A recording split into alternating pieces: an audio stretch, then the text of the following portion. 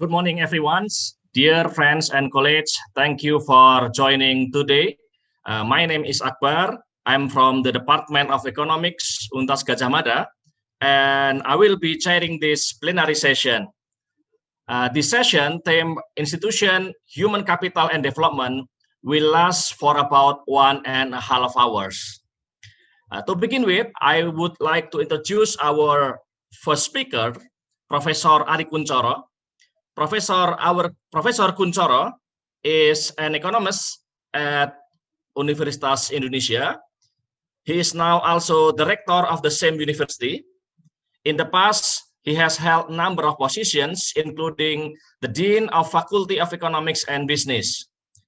Professor Kuncoro obtained his bachelor degree from Untas Indonesia, master degree from the University of Minnesota, and doctoral degree from Brown University. His research interests are development economics, urban economics, industrial organization, and econometrics. Next, I would like to introduce our second speaker, Dr. Ariane Utomo. Dr. Utomo is a social demographer at the University of Melbourne.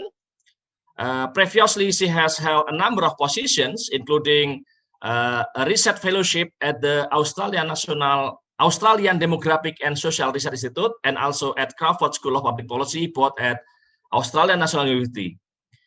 Dr. Utomo obtained her bachelor degree and also doctoral degree from the Australian National University. Her research interests include marriage and the family, gender and the labor market, and social change in Indonesia. Friends and colleagues, ladies and gentlemen, without further delay, let's begin our fascinating discussion this morning by inviting our first speaker, Professor Arie Kuncoro. Professor Arie Kuncoro, good morning. Good morning. May you be in a good health. Thank you very much for your attendance this morning. Thank you again for allowing me to participate in this conference. Alhamdulillah. Unfortunately, I cannot go to Jogja. It's my favorite city. Usually, yes, after the conference, we can go around the city. All right. Prof. Kuncoro, if you are ready, I will pass over the forum to you. And ladies and gentlemen, the topic of the discussion that will be presented by Professor Kuncoro is improving competitiveness through vocational and higher education. Professor Kuncoro, the forum is yours.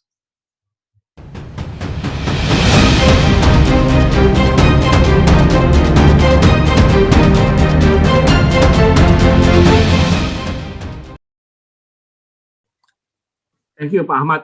First of all, I'd like to thank Prof. Arif and Prof. Budi for allowing me to participate in this conference, and for all participation. Assalamualaikum warahmatullahi wabarakatuh. Very good morning to you all. This paper has been published in the Bulletin of Indonesian Economic Studies. It's basically is a recollection of my empirical research on various papers, as well as my experience in dealing with the real problem in the university. So let's take a look at the first slide. So we look at the macro data here. If we look at the data, Indonesia industrial sector started to grow rapidly in the late 60s and establishing the country as a significant industrial exporter by the mid-90s. And the share of output in the manufacturing sector overtook the share of agricultural sector in the early 90s, while the share of service sector has remained consistently high. But unfortunately, the economic crisis in 1997-98 stopped that progress. But what is interesting is that since the crisis, the share of the industrial sector in GDP has tended to decline. This prompted a warning from some economists like Ishah et al. Probably we have entered prematurely the period of deindustrialization. But I think there is something behind this data. So this phenomenon deserves further attention because this is a symptom of low productivity. So why don't we look again at what really happened at our manufacturing sector? Next. So Muiz et al. In 2020 find that contrary to the conventional wisdom, agricultural workers who move into a non-agricultural job as the economy become more and more advanced do not necessarily become better off. To the labor market reward social or soft skill as the economy shifts toward services and values critical thinking and creativity in addition to the mastery of technology to develop a strong and competitive manufacturing sector. So what happened? Those who earn wages below the standard actually may be left behind. Why? For one reason, because they don't have adequate education to cope with the advancements in technology. If we look at the macro data, we can observe the deterioration in the current and trade account. It's particularly true before the pandemic, as well as slow economic growth after the commodity boom between 2004 and 2012. This again demonstrates the need to improve the level of productivity. Until 2012, the commodity boom marks the country's supply side weakness. So improving supply side productivity will require upgrading. Yeah, next. So we look at the quality of labor. It is true that Indonesia has made significant achievements in education rates and years of schooling in the next enrollment rate for senior secondary school, for example, increased from 43.77% in 2006 to 60.67% in 2018. This is according to BPS data. The seriousness of Indonesia's commitment to universal access to education is very apparent from the legal requirement for the government to allocate 20% of the national budget to education. However, Indonesia still lacks when it comes to educational quality. In 2018, when look at the PISA ranks, Indonesia ranked number 71 out of the 77 countries in reading, mathematics, and science. So if we look again at the BPS data, the labor market is still dominated by workers with low level of education.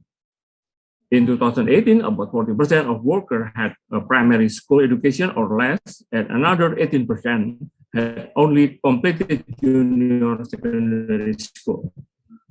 If education is a signal for worker productivity, as most of the literature in labor economics assume, then Indonesia need to improve its quality of labor. The changes in economic structure that are taking place toward modern sector dominance and the advanced technology of the fourth industrial revolution require that. So the shift toward services and high-tech industry has created demand in the labor market for more complex skills. Next.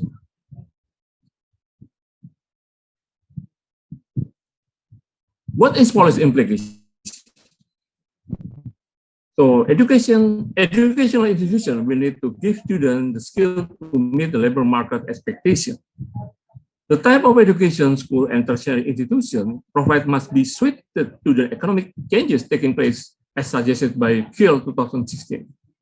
In response to this challenge, Indonesia must not only broaden access to education, but also to ensure that the education provided is in line with the changing labor market demand. Indonesian education policy framework to support human quality enhancement focuses on 5 areas: access to education, quality of education, synergies between government, industry, civil society, and educational institutions, industry linkage, and incentive. Indonesia has been attempting to improve access to higher education, in particular, and to lift the quality of education across the nation. The government has also been refining the vocational education curriculum to meet the actual market demand. These reforms are intended to increase Indonesia's competitiveness and pave the way for Indonesia to become an advanced country. It provides substantial incentive also for education, such as tax exemption for book, as well as incentive for research and development and vocational training. Next.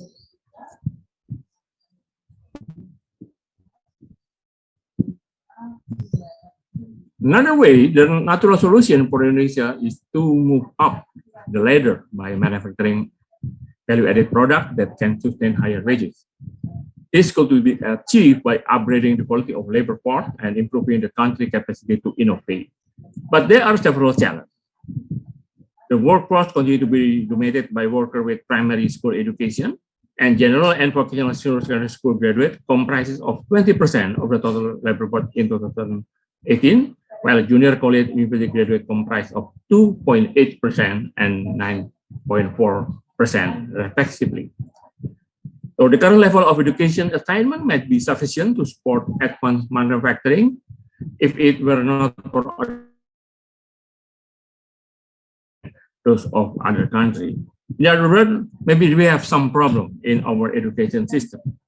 As I mentioned to you before, we have problem in the PISA score, ranked 71 out of 77 countries in the survey. So if we look at the much more deeper into school, whatever the level, the learning process in school still relies heavily on rote learning, recitation, and replication of content from textbook, while neglecting critical and creative thinking, communication, and language skill and logic. So those with high IPK may be very good in replicating, but maybe not very good in thinking out of the box. Another way to move up the learning curve is through innovation, and in this way, innovation depends on R&D, and it's not very easy as Indonesia still rank of the world lowest proportion of R&D expenditure to GDP. Because of this, the share of high-tech export in total manufacturing export has been declining. Instead, Indonesia continues to rely on the manufacturing export in resource-based industries such as palm oil that require less technological effort and involve less waste. If we want to catch up with our peer, Indonesia will need to strengthen its innovation system with particular emphasis on R&D. Next.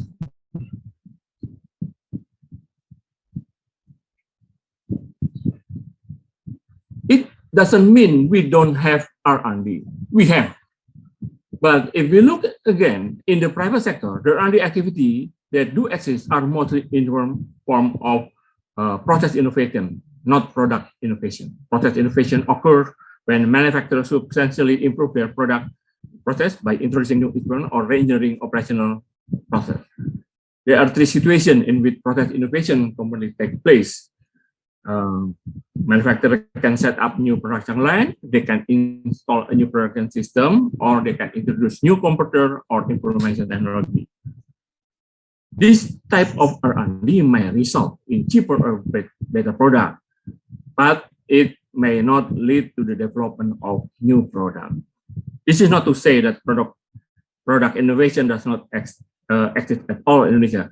Some firms actually foreign and domestic are actually conducting R&D, but it's very minority compared to the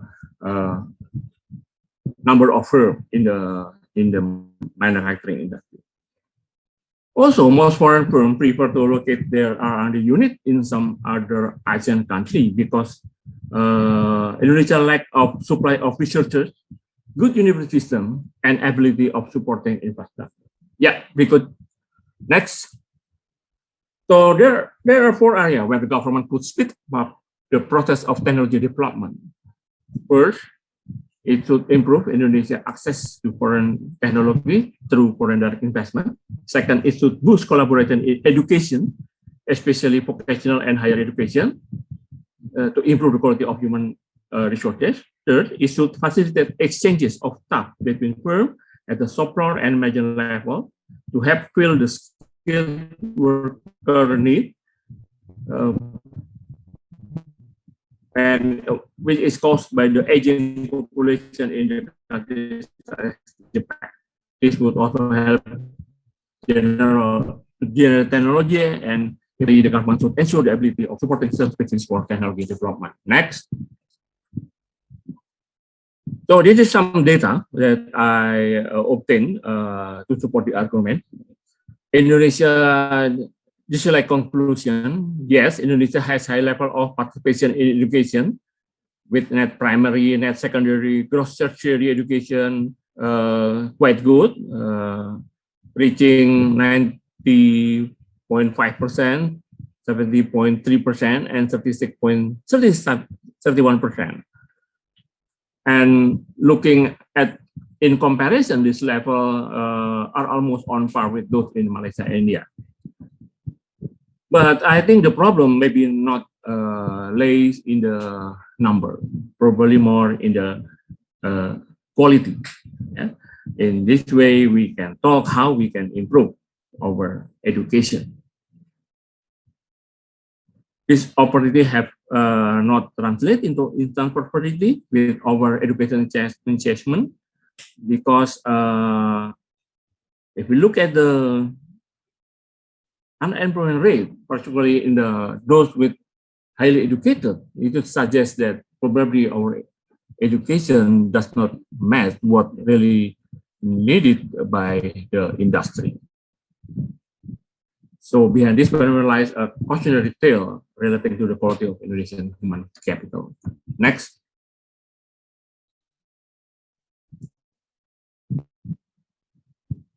Yeah. Next. Yeah. So what we have here? So unemployment is higher among people. Back to the previous slide. Unemployment is higher among people with high level of education. This is discouraging. Why? Because those with the tertiary education degree should be the backbone of the research and development effort. Okay, next. Next, I think I'm going to it one. There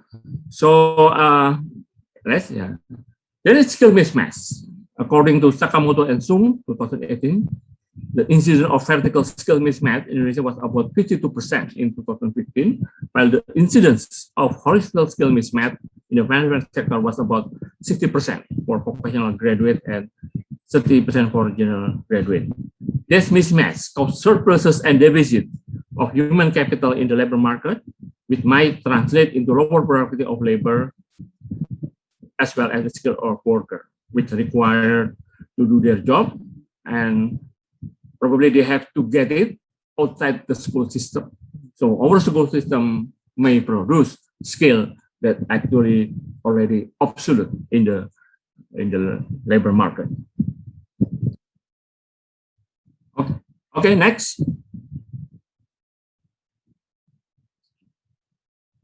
That is why we argue that we need both vocational and higher education, because in some field of the economy, like services, there is high demand for highly skilled worker. For example, in hotel tourism.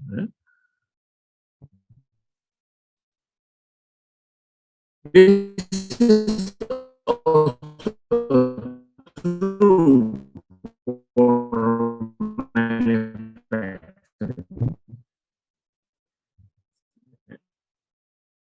So that's why the objective of general education in research is to provide students with vocational education. So they support for vocational education. That policy may be premature. We need continue to support for both vocational and higher education. because Indonesia needs to continue to climb up the ladder in manufacturing and services. To take advantage of the opportunity opened up by the fourth industrial revolution, the government must provide a financial system that is a practical sale, at the same time flexible enough to meet the demand for the industry. And as well for higher education, is also true for very high skill, adaptability, as well as for research and development. Next.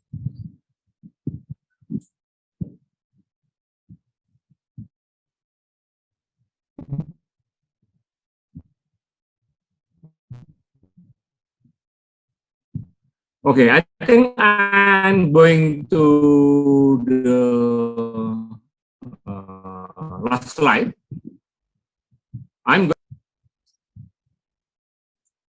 Because if we talk on Merdeka Belajar, because there is process of globalization, which make the higher education become more and more relevant, because knowledge accumulation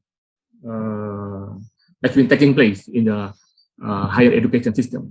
So the Campus Merdeka, actually a new program, as well as a new hope. So the Campus Merdeka reform can be seen as a way to deregulate the highly regulated higher education system in Indonesia, aiming to create a learning environment that is less rigid, more innovative, and more suited to the needs of each university. This is, I think, very fit with the current requirement for high adaptability. Instead of siap pakai, we now use the term siap beradaptasi, ready to adapt. And to implement the reform, the Education Minister has issued regulation in relation to, first, the creation of the new study program, the establishment of higher education accreditation system, the authority for the state university to become autonomous legal entities. Some of this regulation is a breath of fresh air and likely to improve quality of learning process and education. Indeed, some higher education institutions had already taken steps to provide greater course flexibility even before the implementation of the new regulation. But we need strong leadership in this way. And we need also the change of incentive, because right now, I think to become a professor, I think the regulation focus too much on the downstream. How many articles you produce for the Scopus journals, but less attention given to the process. I think almost all research process start with the getting the idea, getting the grant, and final publication. So if we look at the way the ranking system in the world now rank the university, I think the citation now become as low as 10%, and they put more weight on process. For example, like reputation and employability of the graduate. So to become professor, I think in the future we might think to give more weight to those who can create a networking with industry, with government, as well as with university abroad and domestic. Right? Getting proposal funded by the institution like LPDP may be one requirement to become a professor.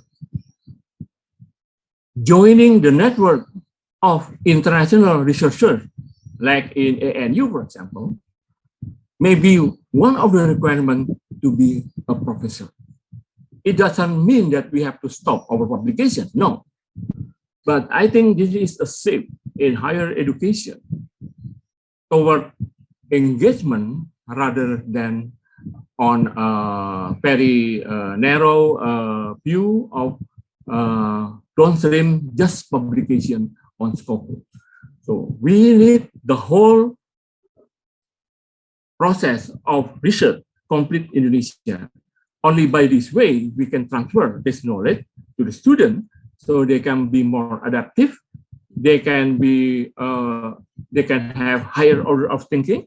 They can have like a soft skill like persuasion and negotiation, And also, this is very important for us, the teacher, because Merdeka Belajar actually not only covers children, but teacher as well. In this remark, I will end my presentation. Thank you. Wassalamualaikum warahmatullahi wabarakatuh. Waalaikumsalam warahmatullahi wabarakatuh. Thank you very much, Professor Kuncoro, for your very inspiring presentation. Friends and colleagues, Professor Kuncoro has emphasized several things, if I can mention, about the change of the economic structure, the quality of our labor, and then also some policy implications that are relevant, including policies to improve the productivity of our labor. Okay, now let's move to our second speaker, who is Dr. Ariane Utomo. Dr. Ariane Utomo will talk about love, marriage, and transition to adulthood in precarious times. Dr. Utomo, okay, good morning. I wish you a good health. Terima kasih semuanya. Good morning. Assalamualaikum warahmatullahi wabarakatuh. Waalaikumsalam warahmatullahi wabarakatuh. Terima kasih Pak Akhmad for the introduction, and also Prof. Arie Kuncoro for such an insightful presentation. I would like to begin. Yeah. Ariane, if you are ready, please, the floor is yours.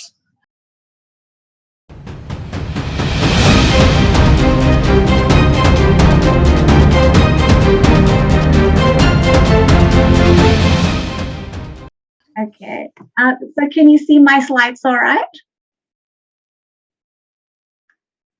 Yes. Can you see my slides, Pak Akbar? Okay. So I would like to begin today by acknowledging the Wurundjeri people, who are the traditional owners of the land where I live and work here in Melbourne. And I would like to pay my respect to the elders in the past, present, and emerging. It's such an honor for me to be here today. My first ever academic conference presentation was actually at the 5th IRSA conference about 18 years ago in 2003 in Bandung. And it was hosted by colleagues in UNPAD. And at the time, I had not fully completed my transition to adulthood. In fact, my dad took me to the conference in Bandung from Jakarta. I was about to start my PhD, I wasn't married, and I didn't have children. So you can imagine how delighted and nervous I am to have come full circle and be given this opportunity to share my current research agenda titled Love, Marriage, and Transition to Adulthood in Precarious Times in Indonesia. So it's not often that I have more than 15 minutes to present a paper at a conference. So I'm going to use this opportunity to not present a conventional paper, with the lit review, data methods, and results. So what I want to do today instead is to promote the interdisciplinary study of marriage and family change in Indonesia. And this is because up until today, the majority of studies on marriage in the discipline of demography, but also in economic development more broadly in Indonesia, has been dominated by this conventional approach of looking at the timing of entry into first marriage, umur pada perkawinan pertama. Yeah. So for example, looking at women's level of education as a predictor of age at first marriage. And this preoccupation with the timing of age at first marriage is understandable, given that it is an important determinant of fertility outcomes. But I would argue that there is so much more to demography than just counting birth, death, and migration. And my mission today is to argue that this is the right time for us to stop thinking about the study of love and marriage as an esoteric topic in the field of development, reserved only for family demographers. Why is that? It's because changing patterns in marriage and the family offers a unique, important, and underutilized window to understand the broader complexities and intersections of change in Indonesia. And some of these change has been nicely highlighted by Prof. Arie Kuncoro talk just before. So what I mean by such complex nature of social change, I mean, one, in line with the theme of the conference, is education expansion in the last decade and the so-called protracted transition to adulthood. And by this, I mean how young people in Indonesia have been spending longer time in school and delaying their entry into the labor market and marriage. The second one is socio-political change following the fall of the New Order government in 1998, whereby we have witnessed increasing popularity of the so-called Islamic lifestyling, online and offline. Here I use the term coined by Professor Ariel Herianto, Islamic lifestyling. And last, a change related to globalization and the changing nature of work among the so-called cohorts of the demographic bonus, so large cohorts of young adults. So I would go through these different aspects of change one by one later, but the key takeaway of my presentation is the argument that these series of interrelated dimensions of socioeconomic change in Indonesia have created certain tensions and contradictions that are reflected in changing patterns in marriage and family formation. What are some examples of these tensions and contradictions?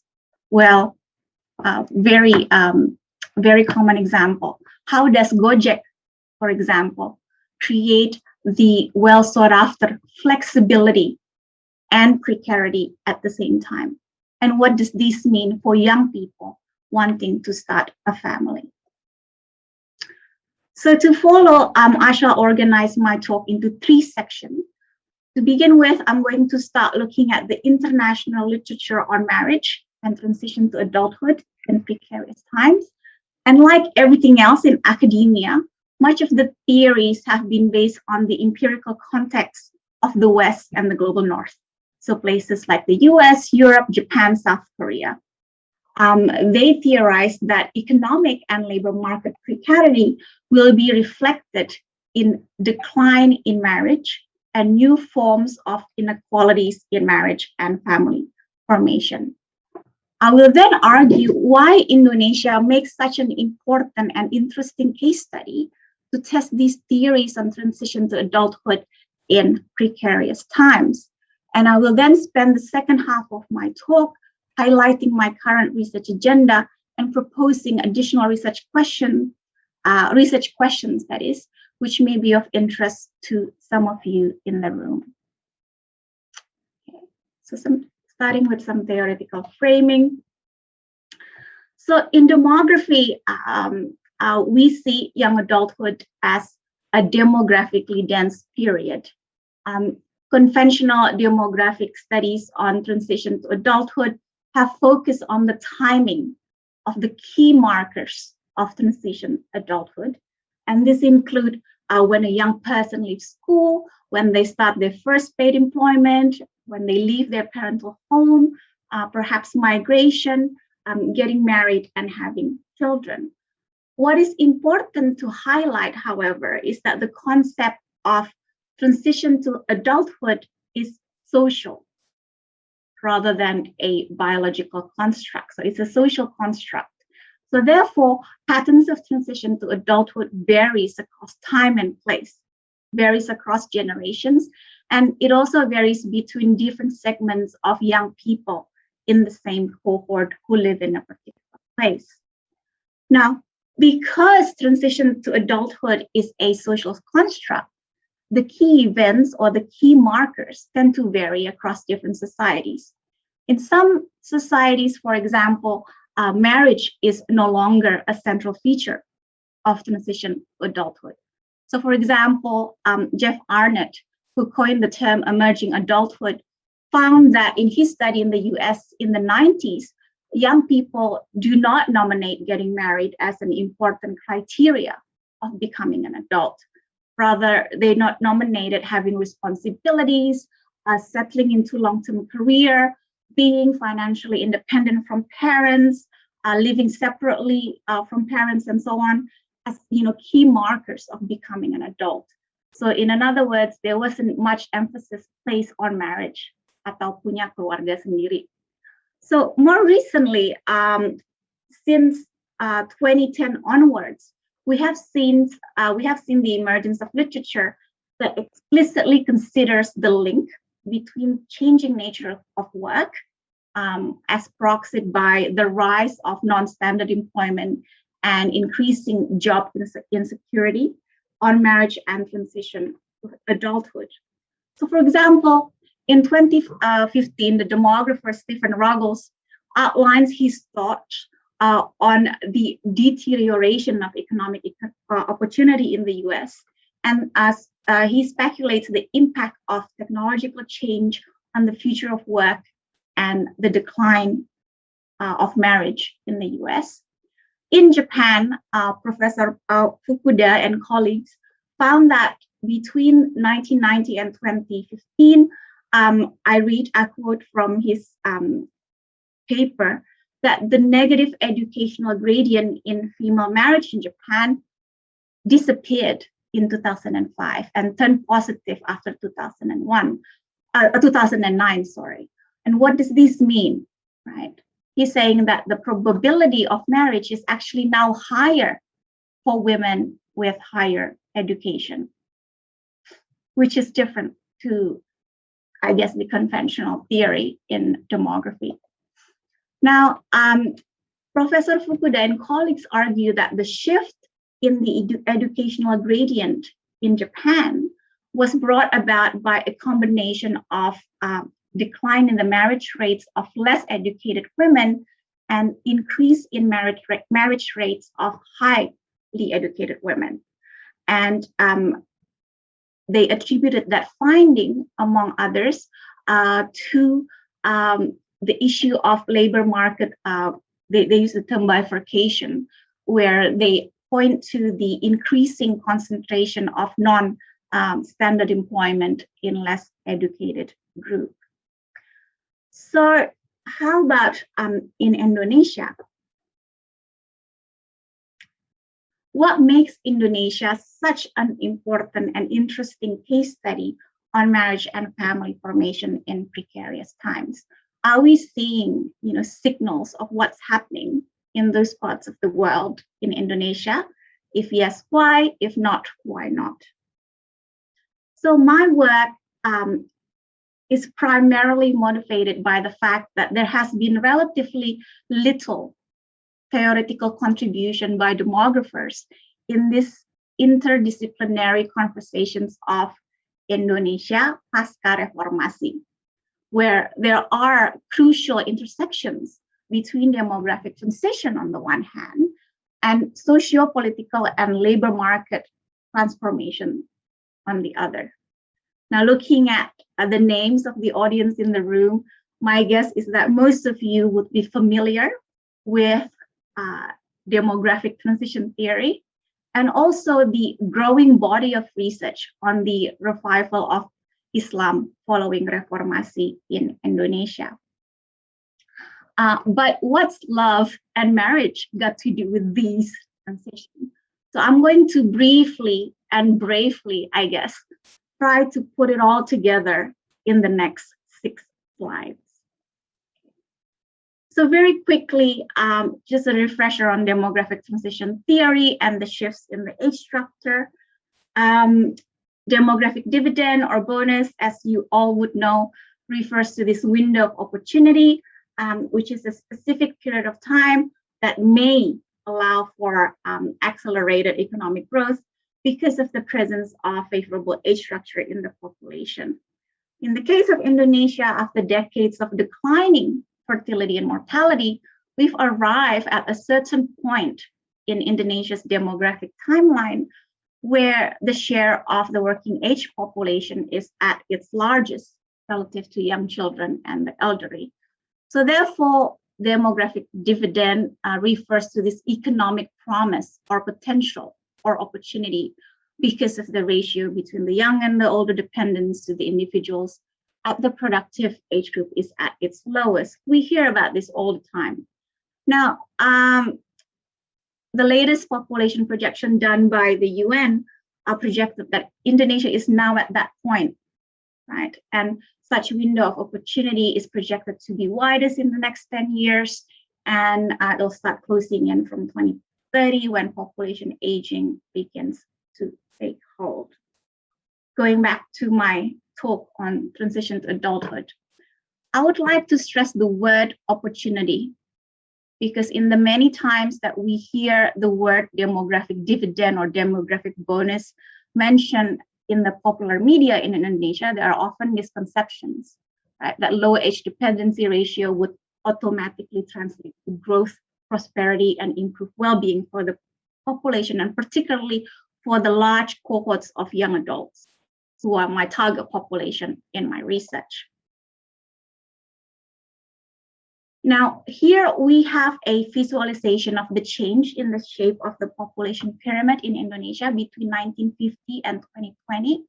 But unlike the conventional pyramid, where we can only see the change in the sex and age composition, the demographers at the Wittgenstein Center here in Vienna has added another component in their projection to enable the depiction of the change in the age and education composition.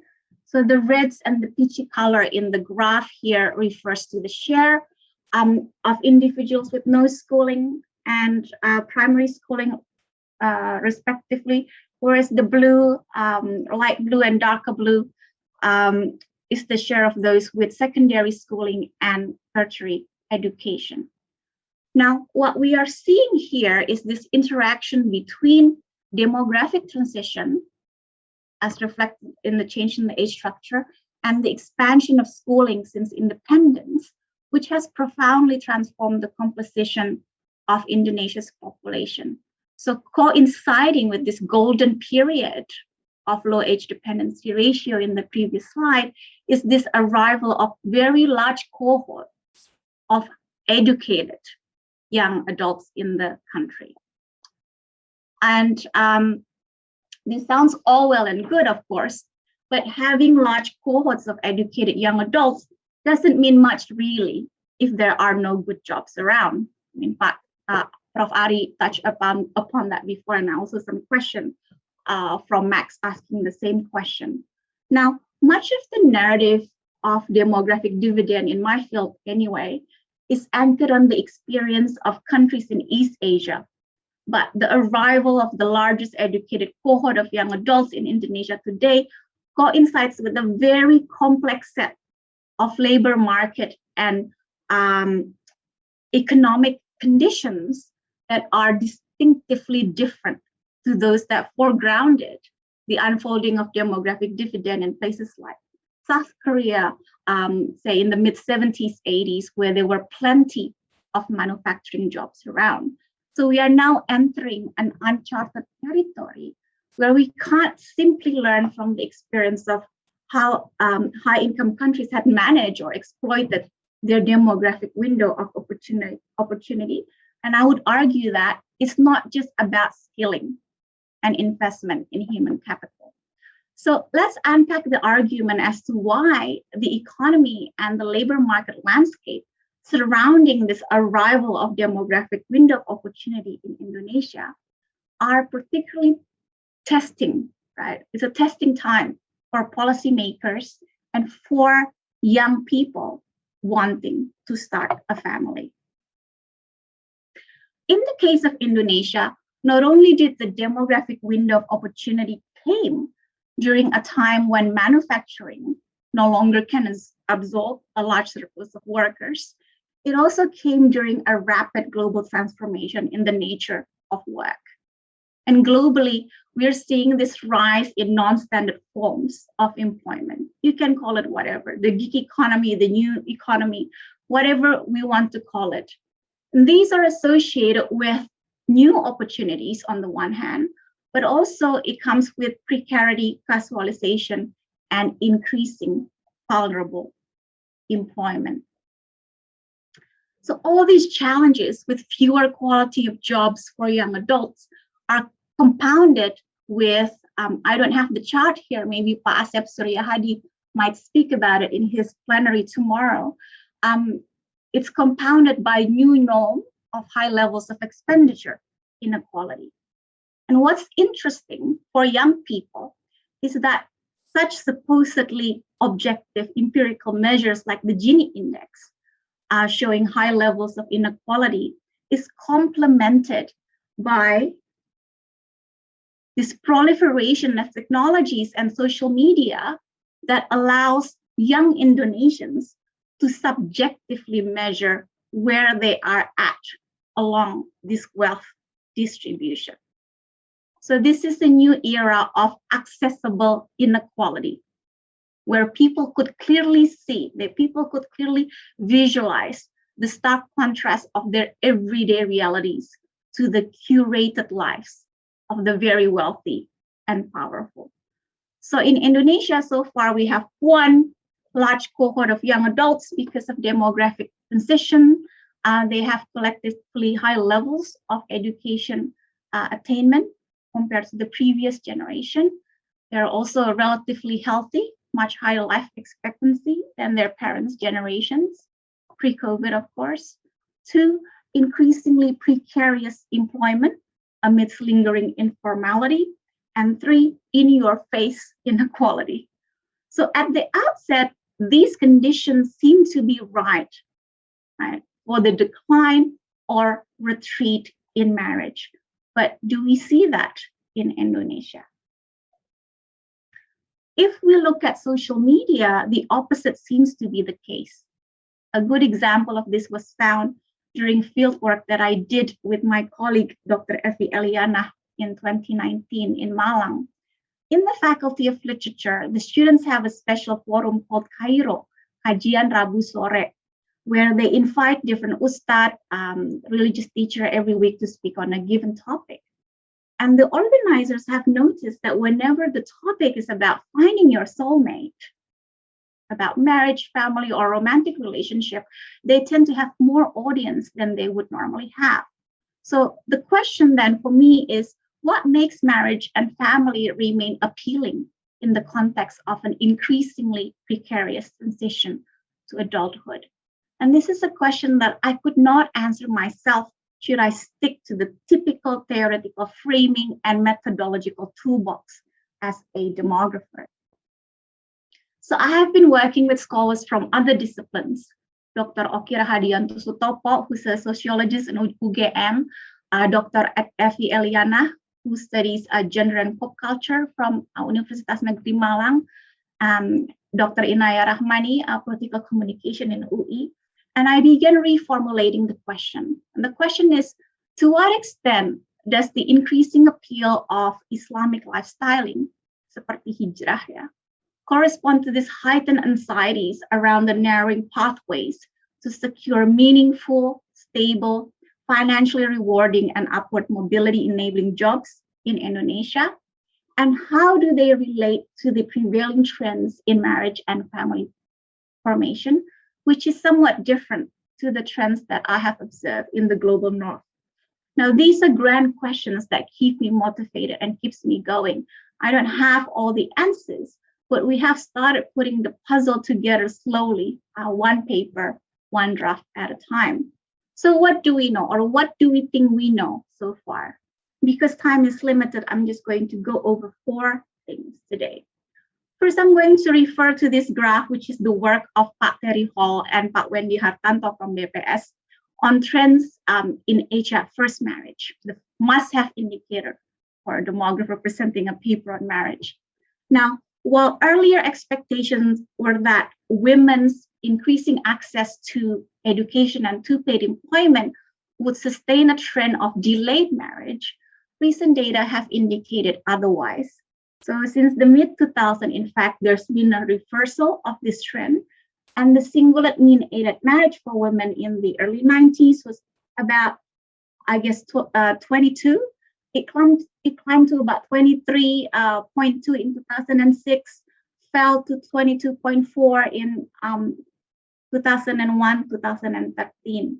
Now, it's kind of stagnating, so it's not kind of increasing in a manner that one would expect.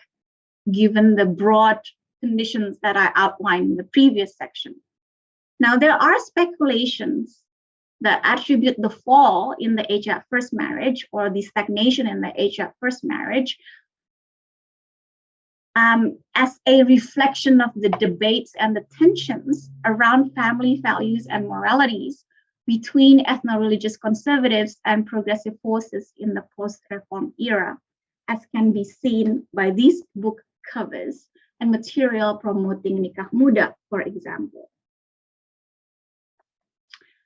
Other indicators like the proportion of ever married men and women are supportive of this idea of delayed marriage, but overall we are not seeing this broad retreat from marriage like the case in other parts of East Asia.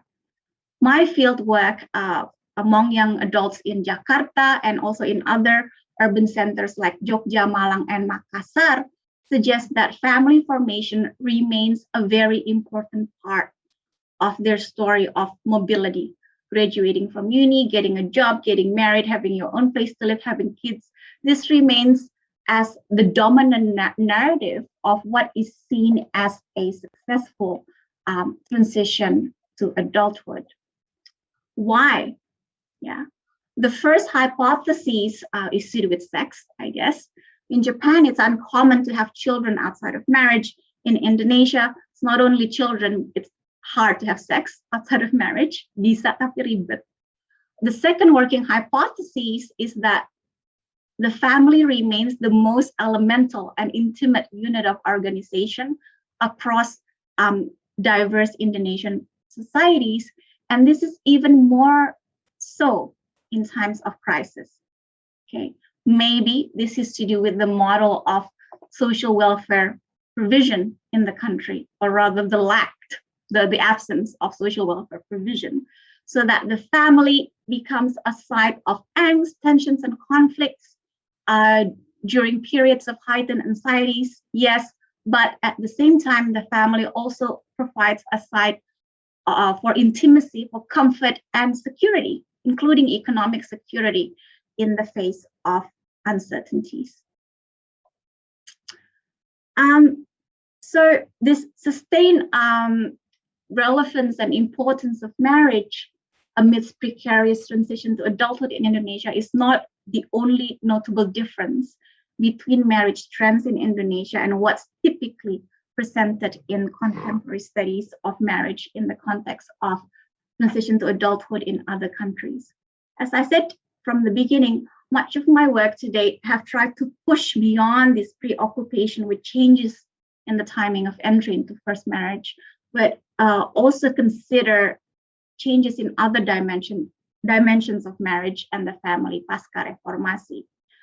And it's been interesting that in the past 5 years, we've been able to identify commonalities as well as distinct features of what's happening in Indonesia relative to what's found in other societies.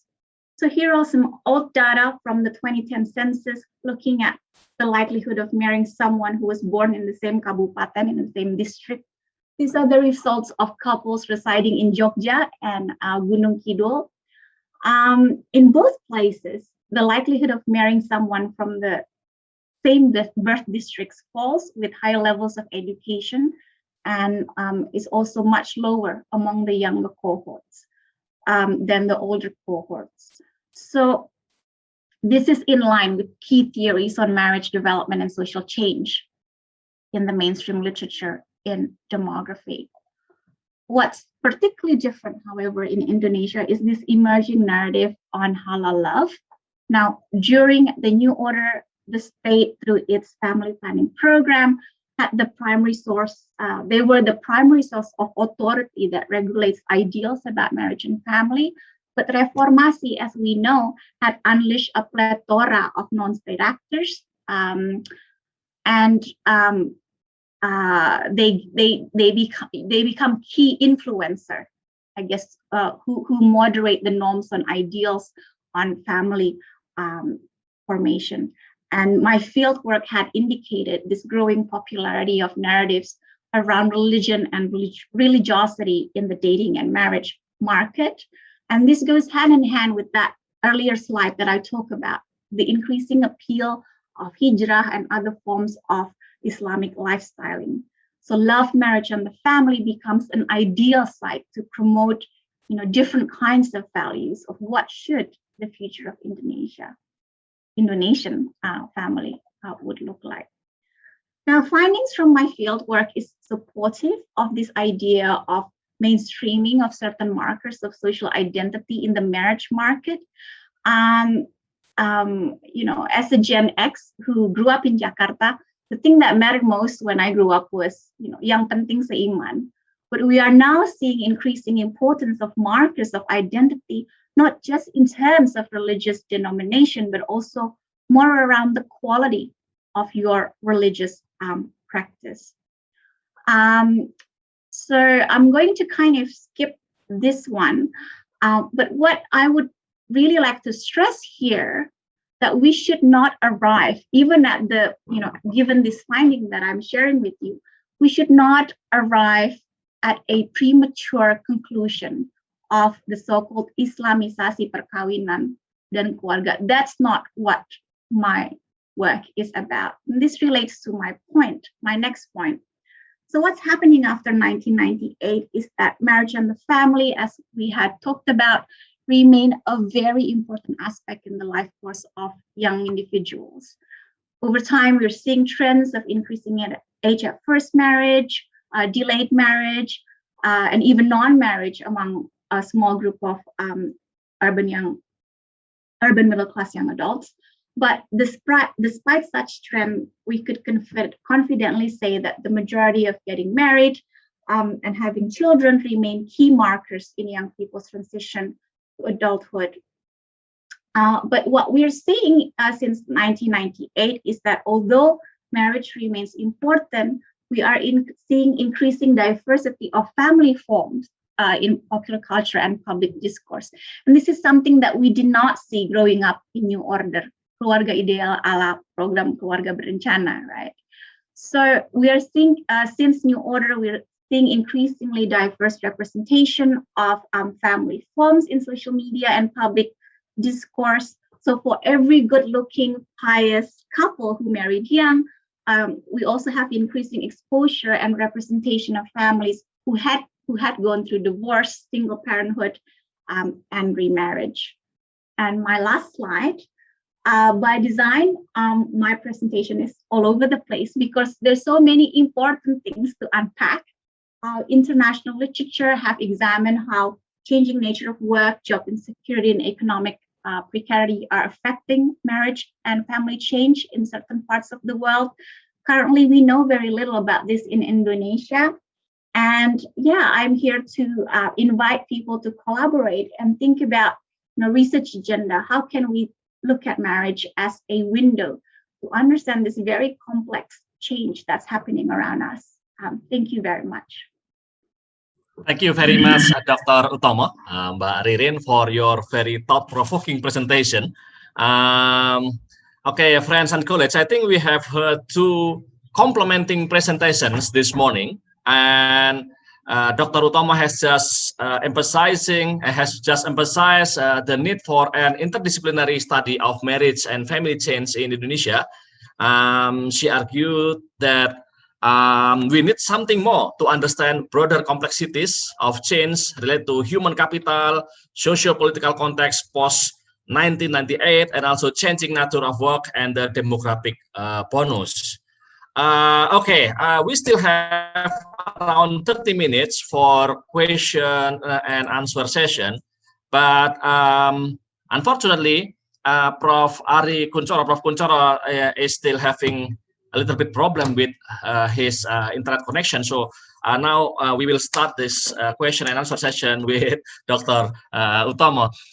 Okay, I think we have one question written here from Esa Asahid, Mbak Ririn. Okay, here the question is, according to my casual observation, beside the current trend of religiously motivated young marriage, there is also a rise in the awareness of intergender equality inside marriage, especially because of spreading some kind of feminism discourse among youth. So The question is, do you have some empirical findings or comments on this issue? Should I answer now? Yeah. Terima kasih sekali pertanyaannya, Esa. Yes, indeed. I think I rushed through the end of my presentation just before. But the key point that I want to stress here is that we shouldn't rush to prematurely conclude that everything is going to be religiously flavored in post-reformasi Indonesia. Because as you said, reformasi has unleashed so many different actors. Yeah, progressive forces, conservative forces, they're all kind of like battling it out. And it is within marriage, family, dating, romance that we are seeing this battle of ideologies in real life. And I have seen, so it is right. Just because you see, increasing representation of Islamic lifestyling, perempuan yang menikah misalnya dengan pakai cadar segala macam, it doesn't mean that we are going backwards in terms of gender equality in marriage. We are seeing actually the opposite. We haven't seen, people, for every representation of family like keluarga halilintar dengan 11 anak, it's actually surprising that we're not seeing a boom in birth rates. People might marry younger, maybe 22 instead of 25, but they use contraception to space and regulate the number of kids. So I think Indonesia is really interesting because it's so complex, right? And it is why Indonesia is so complex that we can't really think about social change as a binary process. You either go more religious, more conservative, more progressive. Everything's kind of like messy in between. And that's why I think looking at what's happening around marriage and the family is important. Yeah, so we're definitely seeing some of that, both from primary data collection collected through focus group discussion and in-depth interviews, as well as from secondary data analysis. Using data from Susamto, for example. So my work, I don't know whether I didn't talk about it here, but we've seen that over the last 3 decades, for example, the age gap between husband and wife had declined, and the proportion of women who marry down in education, so women have slightly higher education level than the husband, has also increased slightly. Okay, thank you for your answer. Now we have the second question. To the audience, I'm sorry that I will put priority to the questions that are related to Dr. Utomo rather than to Professor Kuncoro for the moment. Okay, the second question is from Dr. Tri Mulyaningsih. Thank you, Dr. Utomo, for your interesting perspective. Please share your opinion regarding the emerging of young marriage and the quality of human capital in the future. Yeah. So I guess with young marriage, you're referring to early marriage. I don't have any concern.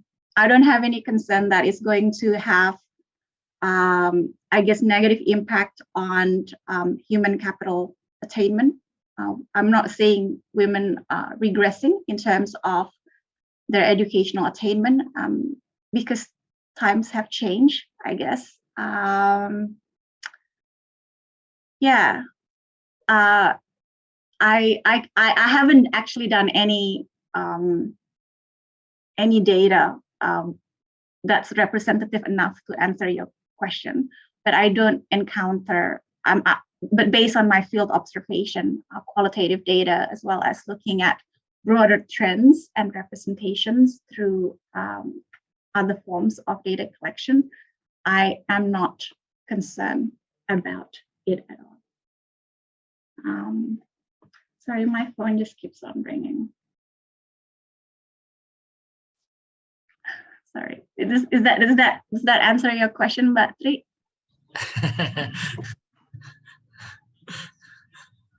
Unfortunately, Mbak Tri cannot answer. Okay.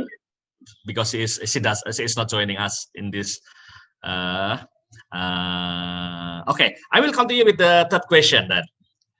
The third question is from Ibu Alin Halimatus Sadiah. So the question, Dr. Utomo, Mbak Ririn, there is a phenomenon of increasing undermarriage case by almost 3 times during COVID-19 period. How do you see this? Yeah, that is really interesting. I guess you're talking about how, because of the passing of the recent law that regulates minimum age at marriage, there's been increasing reports of increasing requests for the authority to issue dispensation. Yeah, I think that's as expected, because as I hypothesize in my slides where I talk about, it's so interesting. Times are difficult. We are all very anxious, not only because of our jobs, but also because of COVID. Why is it then people want to get married despite all these uncertainties? And my hypothesis was, as I didn't write it down because I had the word sex in it. First, it's ribet. People need to continue interacting socially and maybe intimately during this prolonged period of mobility restriction, and maybe getting married is the only way that young people may want to do that, may be able to get to do that. And two, as I said, the hypothesis is that in Indonesia, the family is a site of comfort and security, emotional as well as economic security, and we're not actually seeing this reversal yet as what is happening in places like Japan. So I'm not surprised about that, and I'm also not too concerned about it. I think it's better that people or women have the protection of being formally protected by marriage as an institution, rather than them engaging in I guess intimate relationships without having without having legal institutions to protect their rights. Thank you. So unfortunately, technically only speakers can talk in front of in this forum. Okay. Now we continue with the next question from Ade Arsani, Dr. Utomo. Dr. Utomo, thank you very much for your provoking presentation. Is it possible that the trend of marriage and its effects on human capital and economic challenge also depend on culture groups or ethnicity and income groups? Yeah, definitely. It definitely is. And I actually had that I didn't get to read it out because time ran out, but I had that exact statement in my last slide. I did say that studying marriage and family change in Indonesia help us to understand the ways in which increased years of schooling and more flexible labor market in recent decades are shaping, one, how young adults are navigating their transition into marriage, two, how these transitions may differ between young people in different socioeconomic segments and in different places, and three, the ways in which these transitions differ from those experienced by those generation, and the ways in which these transitions are nuanced and moderated by precarity and religiosity. So those are the 4 things that I've been doing. So I'm going to kind of give just one example to answer your question about how things are different. So it's bittersweet that I'm presenting here today. The conference hosted by UGM, because I work with colleagues in Youth Study Center in UGM in 2019 to look at, differences in attitudes and practice of marriage pairing in Gunung Kidul versus in Yogyakarta. And what is really interesting, just to one of the questions is about spatial markers of identity.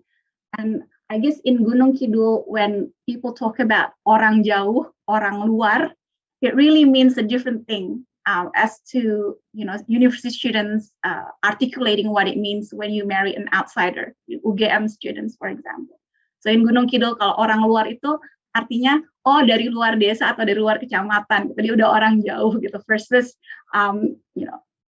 how young adults in urban Yogyakarta educated in UGM would articulate the meaning of what is an exogamous relationship. So of course, there are so many interesting and important variations, and I take that into account in my research. Thank you. Okay, next question from Arianto Patunru. Yeah. Okay. Thanks, Ririn. What does marriage inequality mean in this context or in this study? Okay. So when I talk about, sorry, my internet is a bit funny. Yeah. Can you hear me okay? Okay. Okay. So thanks for the question, Acho. So I think your question is likely to refer to the statement where I talk about marriage inequality in the international literature. So in the case of Japan, when they talk about marriage inequality, they're talking about the differences in the likelihood of being married or entering marriage between women across the different socioeconomic spectrum. So in Japan, what we're seeing is that marriage has become a privilege for the privileged. So that's how the inequality kind of plays out. And that's because non-standard forms of unemployment, insecurity, job insecurity, and so on, that's kind of pushing men and women from the lower end of the socioeconomic spectrum away from marriage and family formation. So in Indonesia, we're not really seeing that yet, Acho. But what is interesting is that when we did a study on transition to adulthood, and we asked a question not on marriage but on ideal number of children, what we found is that in Indonesia, in Jakarta, we are already seeing such patterns materialize in fertility preferences, which is different to what you would found in the 80s, even 90s, 70s, right? So in the past, we used to find that people from lower education levels tend to prefer more kids, but we're not seeing that now, maybe because of, I guess, years of 2 children is enough, the discourse brought by KB. So because fertility has stabilized at around replacement level now, but also it's becoming harder to have more than 2 kids because of the economic situation, and people are aware of that. Thank you, Dr. Utomo. I used to have a joke. Yeah? In the past, we have the tagline, 2 kids are enough for the family planning program. And now we have the tagline, 2 kids are better. And sometimes in order to improve our gross domestic product per capita, GDP per capita, then I would say 2 kids are better from 2 moms. Just kidding. Okay. Dr. Utomo and friends and also colleagues here, I think we have no more question that is specifically delivered to Dr. Utomo, but we still have 2 questions that I think still relate to her presentation. Okay. The one is a presentation. Oh, sorry, I think I missed one from Daniel Surya Dharma. Sorry, Dr. Surya Dharma, I missed your question. Okay. Okay, there is still a question from Dr. Daniel Surya Dharma. This is his question. Dr. Utomo, have you compared the trends between individuals with different religions, levels of religiosity, or culture? For example, patriarchal versus matriarchal. Do you expect these differences to exist in Indonesia, or is the trend you observe would be similar across different groups in Indonesia? Thank you, Daniel. No, I have not. Maybe it's time for us to collaborate. Maybe you could lead using IFLS. Terima kasih. Thank you very much. Okay, and then next question. I think we have more question now. Okay. There's a question from Yogi. Pardon? I think there's a question from Mas Yogi. Oh, Pak Yogi, yes. Okay, I think Yogi. Yogi, okay. A question from Dr. Yogi Vidyatama. Thank you for both of your presentations. My question is that whether in the current Indonesia, the quality of human capital as well as the prospectus partner is mainly decided by markers such as certain label, degree, certificate, and even clothing, and how this will likely mold Indonesia in the future. Yeah, that's a very interesting, Mas Yogi. I can't answer the question, I think, using nationally representative data sets, but I've tried I've tried incorporating such research question in my qualitative research design.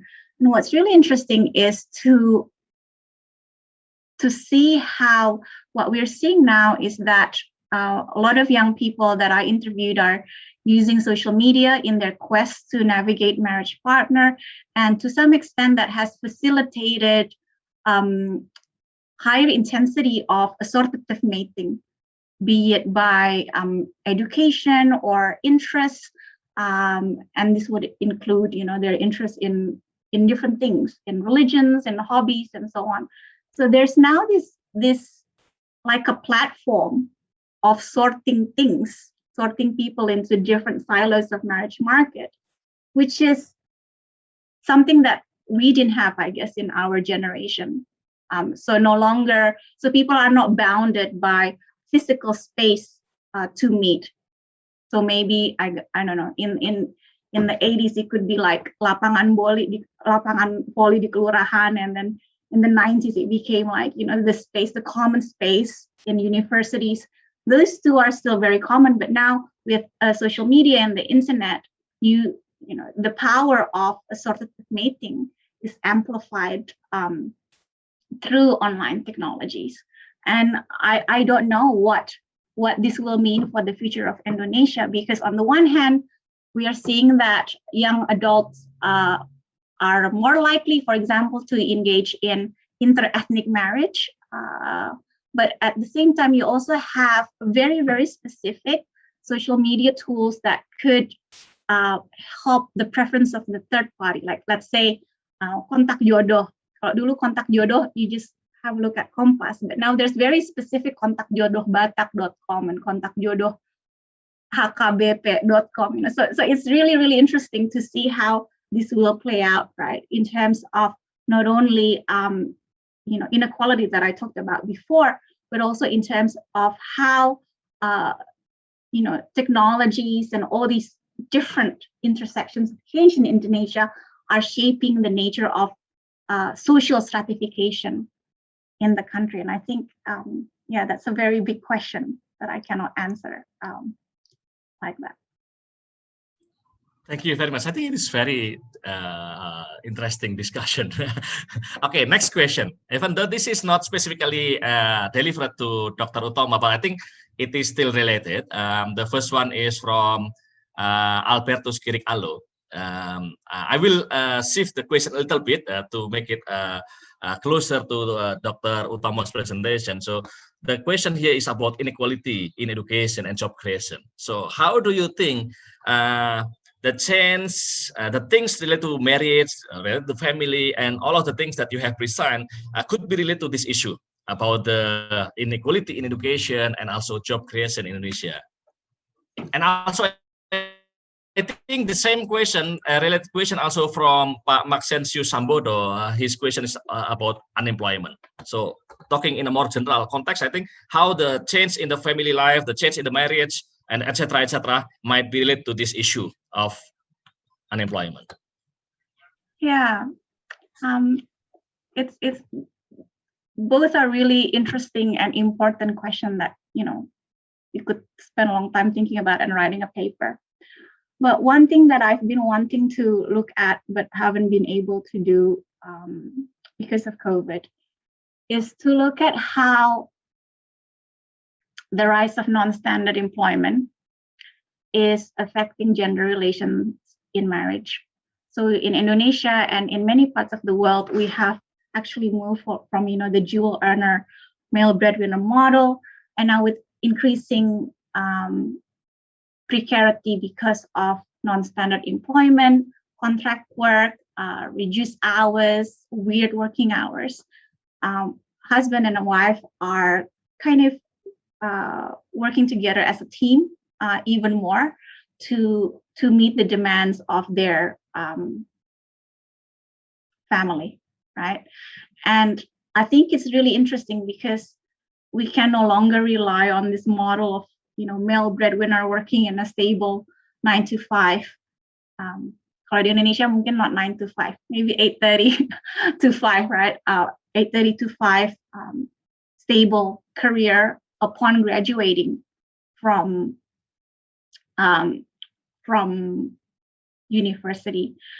And what we are seeing is that families and marriage have become a lot more entrepreneurial. Right, and I dislike the idea of promoting entrepreneurship because I think entrepreneurship is the last resort. It's what you can do when there's no good white collar decent employment around. A lot of people have been entrepreneurial for a long time. It's a fancy word for informality, I think. So I think I've been thinking about that, but I can't really give you the full answer.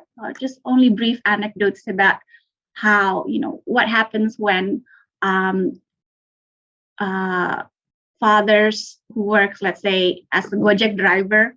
Initially, they have a much more flexible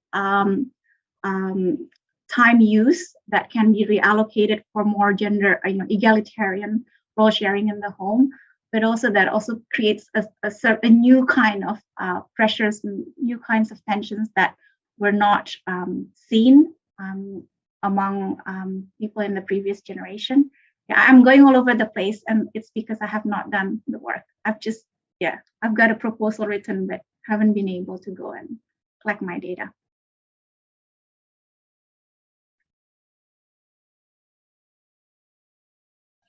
Okay, I think we now come to the last question.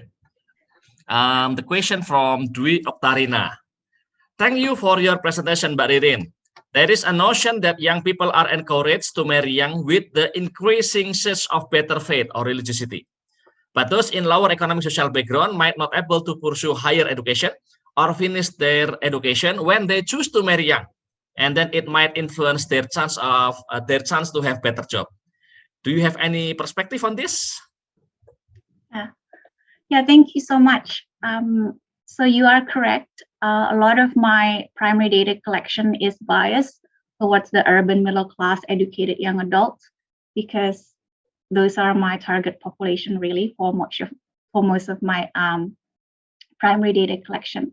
But what we're seeing so far through representative data in Jakarta is that you are right. We are still seeing earlier transition to adulthood among men and women from the lower segment of the socioeconomic spectrum.